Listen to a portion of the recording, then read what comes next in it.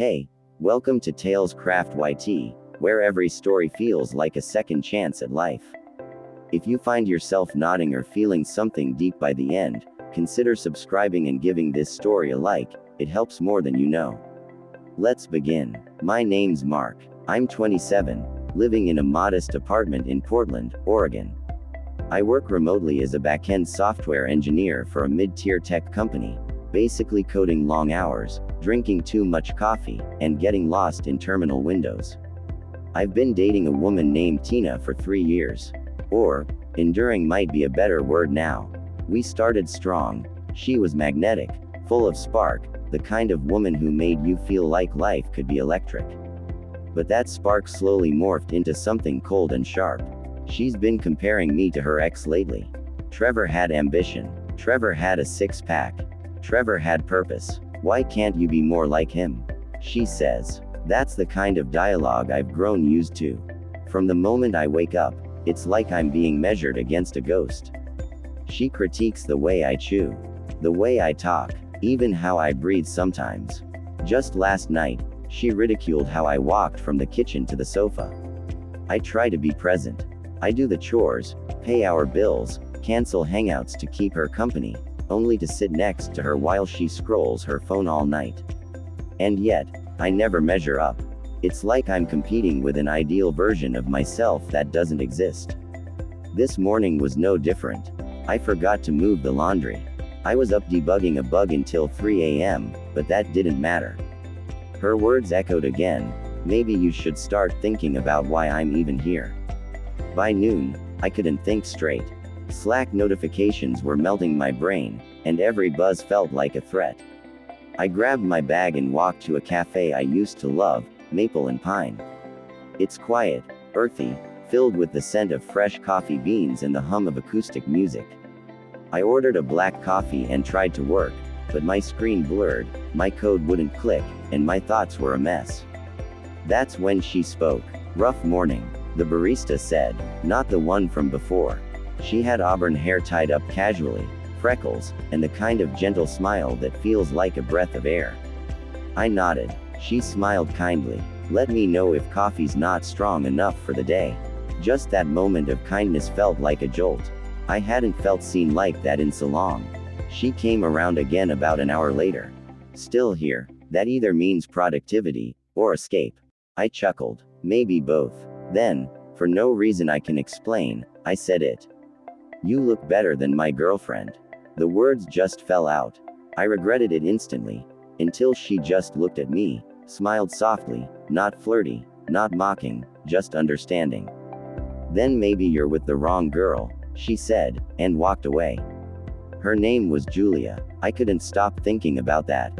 Not just what I said, but the feeling that someone actually heard me. The next day, I found myself walking the same route. I wasn't going to turn this into something. I told myself that, but when I walked into Maple and Pine, she looked up and smiled again. Same as yesterday, she asked. She remembered. I nodded. She brought the coffee without me ordering. I sat, trying to work again but mostly just thinking. Eventually, she leaned over from the next table. Can I ask you something?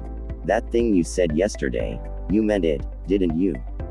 I didn't know what to say. But I nodded. Yeah, I didn't plan to. It just came out. She smiled slightly. Things usually slip out when they've been buried too long. That hit me in the gut. I returned again the next day. She handed me a coffee before I said a word. That makes you a regular now, she teased. We talked a little more that time. She sat down, told me about how she once wanted to be a writer. I told her about Tina, about how I'd been holding on to the memory of our first 6 months for the past 2.5 years. Julia didn't interrupt, just listened. She asked, does she ever say she's proud of you? I shook my head. Compliment you? Again? No, love shouldn't feel like performance, she said quietly. And I swear, I felt something inside me shift. That night I didn't go home. I sat near the river. Cold wind on my face, but I felt more alive than I had in months. Tina texted. Twice. I didn't answer. I needed space. Not from her, from the weight I was carrying. When I walked in that night, Tina was fuming. You ignoring me now, she snapped. I told her I needed to think. Think about what? Your barista girlfriend, she fired back. You're pathetic. Some random girl smiles at you, and you forget everything we've been through. I stood still, then calmly said, have you really been with me? Or just around me? That froze her. She tried guilt, mockery, anger. I didn't bite. I wasn't angry. I was just done. I packed a small bag. You're leaving? She asked. I looked her in the eye and said, I can't stay in a place where I feel unloved. Where I dread coming home. And I walked out. I booked a cheap motel. It wasn't glamorous, but it was quiet. I cried, not because I missed her, but because I realized I had forgotten what self-worth felt like. I messaged Julia. I left. I don't know what's next, but thank you. You probably don't even realize what you did, but you gave me courage. 15 minutes later, she replied, you're stronger than you think. Come by tomorrow. Coffee's on me. The next morning, I woke to sunlight for once, not anxiety. Julia was there, like always, calm and kind. I sat down. She brought coffee. So, she asked. I left. I said. Didn't take much, just what I needed. She nodded. Leaving is never easy. We mistake fear for loyalty sometimes.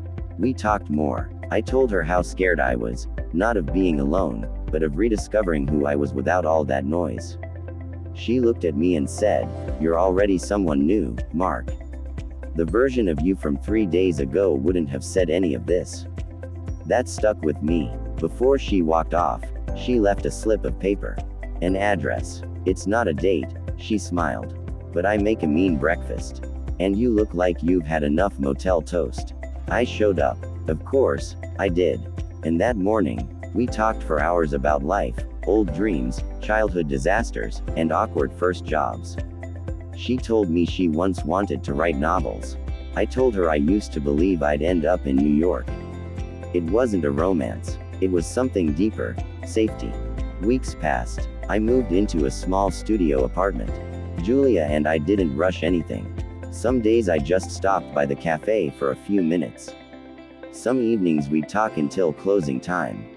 Then, one night, we were watching a movie, and she looked at me differently.